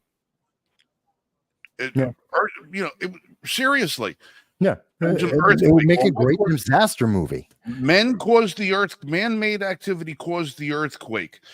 Global warming contributed to the rising of the seas, which contributed to the height of the waves of the tsunami, which crashed into the reactor plant, which we don't like anyway, and it caused because we're unsafe, and that's what happened. They should have embraced the living hell out of that thing. But I guess I don't know. I guess maybe some of the facts got in the way. Well, yeah, it wasn't exactly correct. And I know James is far more familiar with it. But again, if they wanted to have the discussion, and here's the thing, I'm not going to fault you for not knowing every single detail at the top. Again, it's not something that's been topical in America. Most of us aren't following it. But the left, if they truly believed in their environmental mania, then why didn't they make a movie about it to tell us about this? Why haven't they done the documentaries on it? Why don't we have half a dozen of these leftists in Hollywood who are more than happy to tell us about DEI and all the rest of their feelings? Why are they lined up telling us about why green energy is so great and Fukushima is the example of why it's all wrong? There's something fundamentally involved there that makes me believe, because now that you brought it up, Frank, it makes me think something else is happening. Otherwise, they would be doing that. And that means that they're very dishonest. The whole All green right, guys, is wrap dishonest. this up. We got one more subject. Okay. I want to go because this is kind of related on energy and how that they're pushing for.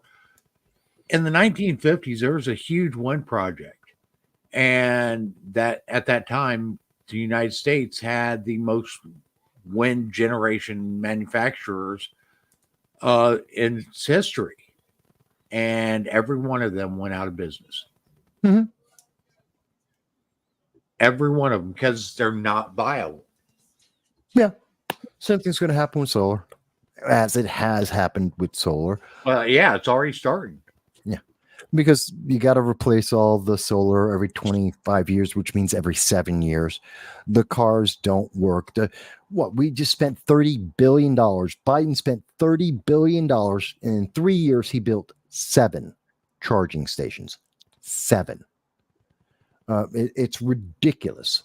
So there's so much about this. There really is. And I'm glad that, James, by the way, anyone watching could always bring up issues. And of course, there's also, I know my channel has the super chat. You're always welcome to use that, folks, to, if there's something we're not talking about, get our attention. You don't have to do $20 like James did, but thank God he did. Love that. Yes. Helps pay a bill. But, even if it's just $5, $2, whatever it is, it helps us. So I really appreciate that. All right. Go ahead, Jan. Last subject of the night, we wanted to talk about how the Surgeon General has said that guns are now our new health crisis. Gun violence.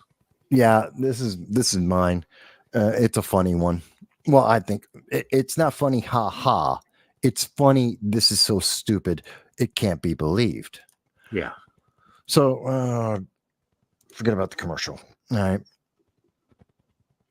Of course, it goes to the commercial when I'm trying to show it. But right here, you'll see it says, the Surgeon General declares gun violence an urgent public health crisis. This came out on the 25th, 3 days ago. A lot of people did not see this. And I'll pull up a better article of this in a few minutes. But basically, 3 days ago, before the debate, the Surgeon General came out and they were trying to push gun control to make everyone be afraid. they were basically trying to set up the debate for Joe Biden and saying, "Oh my God, guns are the most dangerous thing. Oh my God, Trump and the MAGA, they want guns for everyone." This is right about the same time that the Supreme Court was making the decision about guns and domestic abuse, and so they dovetailed with all of that and said, "Oh yeah, Surgeon General said," and now the news media reported, as you just saw, guns are a health crisis. Except that's not what the Surgeon General actually said. What the Surgeon General actually said is the fear mongering about guns and mass shootings is the health crisis. That the way that the news media and politicians are talking about mass shootings puts fear and anxiety into the public, and that fear and anxiety is a health concern. In fact, what they're saying is the fear mongering from the left about guns is more dangerous to the public health than mass shootings. That's what the Surgeon General said. They just changed it up to say, no, it's about guns. No, it's not. It's not about the guns. It's about the reporting. It's about the fear mongering. It's about the fake images and this message that you can't be protected. Oh my God, you're stepping outside. You're going to be killed by a mass shooting. No, you're not. No, you're not. It's not even close.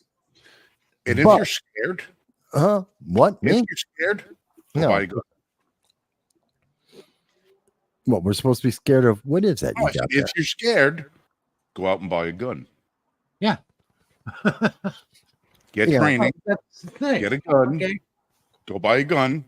Call me up. We'll go to the range. We'll have some fun, and we'll stave off that fear together. We will fight for the fear. You would think that would be the answer, but I just found it really interesting that the Surgeon General came out and told us the fear mongering from the media and the progressive anti-Second Amendment groups are hurting people's health. They're giving them anxiety, and it's hurting their hearts.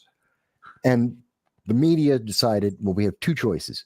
We can either lie and say it's about guns, or kill the story, don't talk about it, don't tell anyone. Yeah. And considering the way everyone's looking at the story and going, "You serious, Mike?" They killed the story. I caught it. They did. No one else did. I actually saw it as well when it came out, and it's they killed it. Okay, because it was going to go against their narrative. Okay, and that's the thing is right now, Democrats need the fear mongering. That's the only way they can get their support. Okay, you go on X, and go through X, and you go through the comments and the posts and stuff, and the biggest majority of them is nothing but instituting fear. And I don't care which side you're looking at. It's literally that. And that's what our politics have become, is nothing more than fear mongering. Now, yeah, I'd ask Phoenix Pepper as the open border is giving people anxiety and fear. So when are they going to declare that a health emergency? That is a great comment, great question. The problem with that is, as far as the Democrats, is people owning guns doesn't work into their narrative, where people coming across the border illegally does have a purpose for why they want that. So no, they don't expect that to be declared a public health emergency. No, that's a good thing, because illegal aliens are good. That's why New York, Chicago, Boston, and LA are all going bankrupt. I mean, because obviously illegal aliens are good. And of course, mass shootings are constant. Every single minute of the day, there's a mass shooting somewhere in America, isn't there? Well, because the media wants you to think. when a day happens when there's not a shooting, that's when Democrats are depressed. Yeah. Democrats live for mass shootings. That's why they have recalculated the description and definition of what a mass shooting is. That's why they pray for mass shootings to take place, because if it bleeds, it leads, and if it leads, they raise money on it. They love to stand on the bodies of dead children and walk around with bloody footprints. It adds to their narrative. They love shooting. So when they say, oh, it's a public health crisis, it's this, it's that, they want to do that because what Dal mentioned is that that's a work into the national red flag laws, which unfortunately the Supreme Court had one ruling this week, which they screwed up pretty badly, which is kind of opening the doors for that. We're going to get into that next week. But again, unless they have national reciprocity, they're not going to be able to pass a national red flag law. They're not going to be able to tell you have the right for one thing and not for another. Not when it's the same thing. And plus, we have the 10th Amendment, which prevents that from taking place. So we're going to get into all of that next week. But I wanted to ask Jan and John, because quite honestly, the whole fear mongering about mass shootings, about you're not safe. They always love to target women. Oh, you're not going to be safe unless we get rid of all the guns. They target people like John, who are younger, and saying, oh my God, you're not going to be safe because of mass shootings. You go to school, you're going to be mass shooting. So you have to vote Democrat so that we can take away the Second Amendment that criminals and the deranged don't care about and don't follow and have never followed. And the last 50 years of gun crime proves that. But let me ask John, do you think the Surgeon General was right that it's the fear mongering that's the problem? Or do you think the media is right when they tell you, oh, no, it's the guns? Either one of you can go. They both look at me like, I'm not sure which one's going. Go ahead. Either one of you. I don't care. I don't listen to none of them. I make up my own mind. I'm so glad I grew up in a time period where you could think for yourself without social media.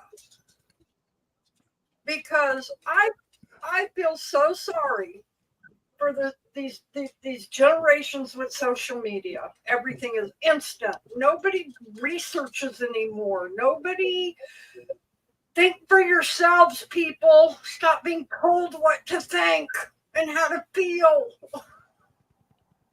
Yeah. What about you, Jeff? Martin Mull passed away. Yeah, sure. Yeah, I saw that. 80 years old. Sure. It was good. Night Court. Among others. That was Richard Mull. Was it? Richard Mull played Bull on Night Court. Martin Mull is an entirely different guy. And he was Richard in Roseanne, Mull I think. died 2 years ago. No, died last year. Okay, well then I got the actors wrong. It's when I saw the name, I had to run that by myself again too.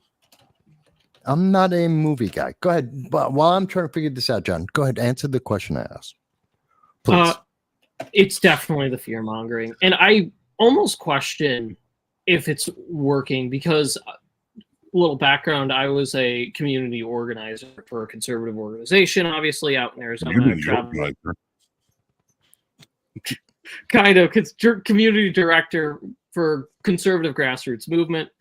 And I talked to a lot of different people, far left, far right. And I'm going to be honest, the younger generation of Democrats and liberals actually stand more to the right than the left when it comes to the Second Amendment. Oddly enough, doesn't matter how far left, a lot of younger people support two-way in general. They aren't supporting what the media is feeding them. A lot of these older generations, no offense, a lot of the older Democrats are obviously doing a lot of the fear mongering, but I don't think it's working for the younger generation. Because like I said, a lot of people I talk to, it doesn't matter how far left. I met a Cornell West voter who even said, the only issue I'm right on is the Second Amendment. To be able to own what you want. So I almost wonder if it's going to backfire, right? This fear mongering, it's going to encourage people like Frank said, the only way to solve this is to arm yourself properly and train properly with that firearm. I almost wonder if that's going to be the overall reaction with my generation and the next generation. Well, the first stage of any authoritarian government is to remove the guns. True. that's Remove the the one guns and control challenge the that, speech. John, that's the one challenge that, as somebody in your position, has to make. When you start finding people that are to the left, but they do support gun ownership, the one thing that you're going to have to really do is reiterate the fact that without these, there are no other rights. Yeah. Is that everything that they believe in, one way or another, you will not have the opportunity to speak your mind if you cannot protect yourself. You will not be able to protect your family if you can't protect yourself. You will not be able to practice your faith, your sexuality. You will not be able to do any of the things that you hold dear if you do not have the ability to protect yourself. So when you find somebody that has that, that's the kink in the armor right there, is that Second Amendment. That's where you can start to pry in and show, listen, what makes you think that you would want to support that, but you don't want to support this? And show how there's a correlation between the two of them. You start opening up a lot more avenues, for people when they start seeing it. So if you can find those people and work with them, I commend you. I'm not going to get too far into your personal, but are you a proponent and current practitioner? I moved back to New York recently, but I used to live in Arizona where I had my concealed carry permit, and it is constitutional carry as well. So I was. All right. Yes. How long are you in New York? I've been in about a couple months now, a year All right. maybe. Almost. Well, find out. Well, just look at your driver's license and find out when your issue date was. Go down to your sheriff's department and pick up a concealed carry application. Fill out the application, go through the process, and get yourself armed and ready to go. Check back with us. I will help you get your training done for your 12-hour class that's necessary with good people that'll get you walked through that with no problem. Because if you're going to walk the walk, you talk the talk, you got to walk the walk. Yeah, and absolutely. Where you are, judging by your area code, you're in Broome County? Yes. All right, you should have no trouble. And I have a question. Frank, you would know this better than people. So when I was out in Arizona, I had a membership to the USCCA, just in case anything happens. Not valid in New York.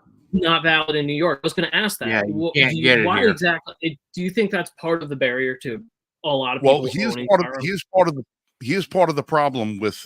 All right, we rep for U.S. Law Shield, USCCA. We know what works and what don't. We try to advocate that people get coverage of one kind or another, because nobody wants to go in front of a judge without a lawyer or have to have it come out of their own pocket. But here's the thing with states like New York, New Jersey, Connecticut, Massachusetts, and a lot of the other left-wing dominions like California and stuff like that. They will outlaw, this is how they try to get around the Second Amendment, and this is done purposely. They will outlaw the ability for you to get concealed carry insurance. They will outlaw it completely as they offer not valid in New York State. That's what you'll see on the commercial. You'll see it on the bottom of the website. And then they'll have in a parliamentary decision, have the state go in and say, well, as part of the new criteria for having a concealed carry license, you're going to require that you carry some sort of firearm insurance.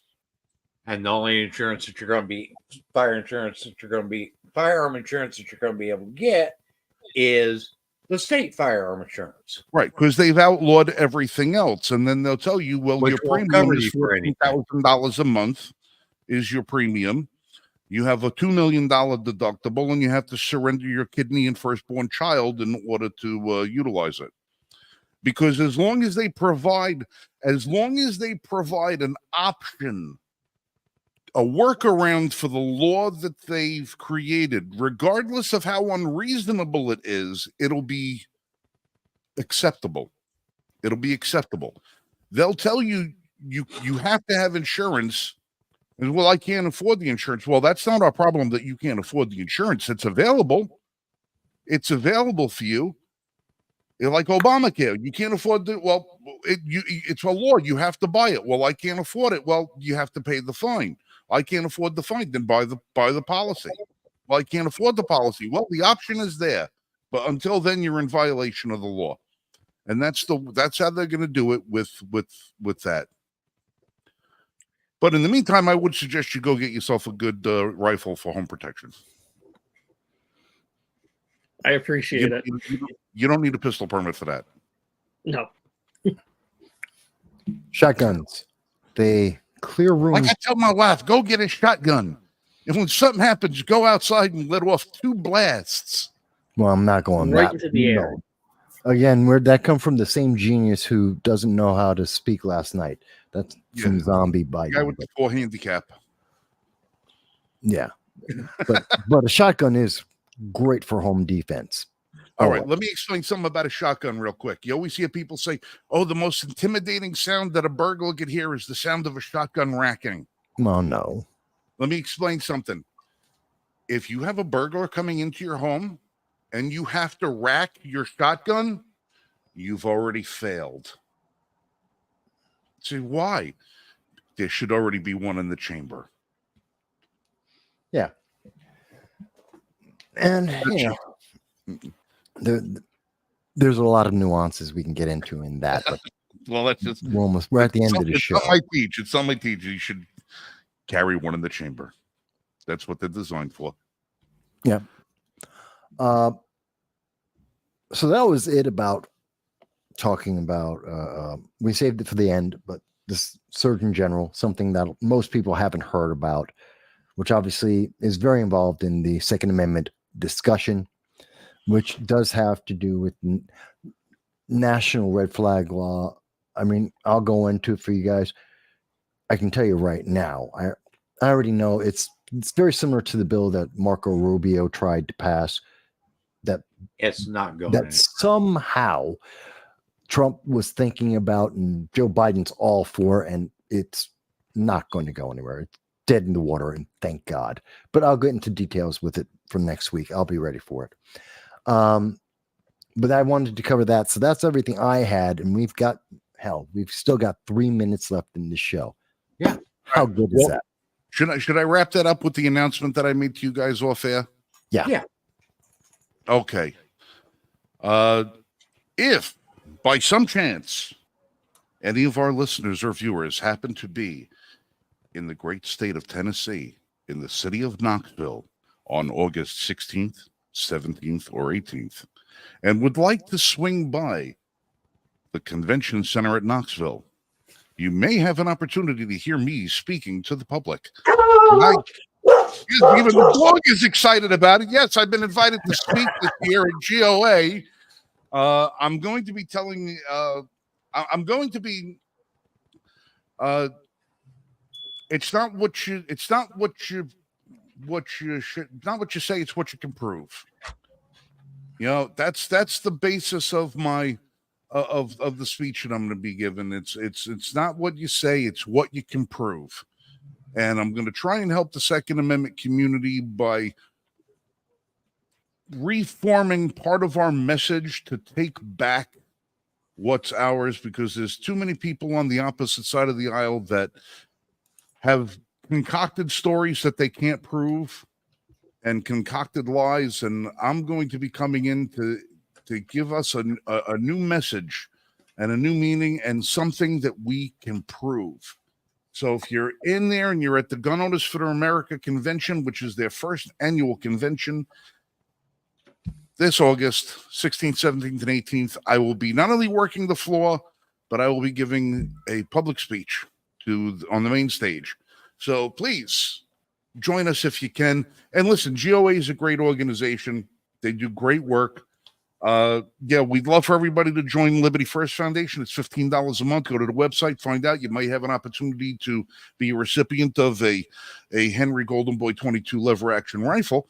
But we'd also like for you to GOA a handout if you can, and join them, because they were among the first groups that helped us make sure that we got our pistol braces back for our rifles. They were there to help with the bump stock legislation. They've been there to help with a lot of legislation over the years. They continue to fight for us every day, and they have now they have some really great speakers coming to town. So we know they're doing a good job. So that's my announcement. As soon as I get it set in stone, we're going to be sharing that advertisement with you guys here. But come out to Knoxville. It's going to be a great show, a great time. And if you're there on Friday, we got range day. So guns and stuff. Bang, bang, bang. I'm not allowed to show any of my stuff here. That's why I get out of the way of the camera every now and then, make people jealous. True enough, especially in New York State. Very jealous. That's why I said you guys got to get rid of that. You got to get rid of your legislature. You got to get rid of that governor. You've got to fight for your friggin' freedoms, people. Fight for them. It's not just New York and Albany. It's not just New York, the city and Albany. You got a whole friggin' state of people in between. Get to the friggin' polls. Get rid of these friggin' people.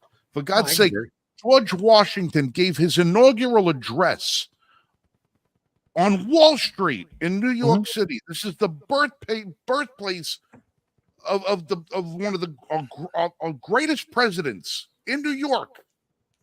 And look at what you look at yourselves. Just look at yourselves. Yeah, Get I your know. freedom back. Hochul is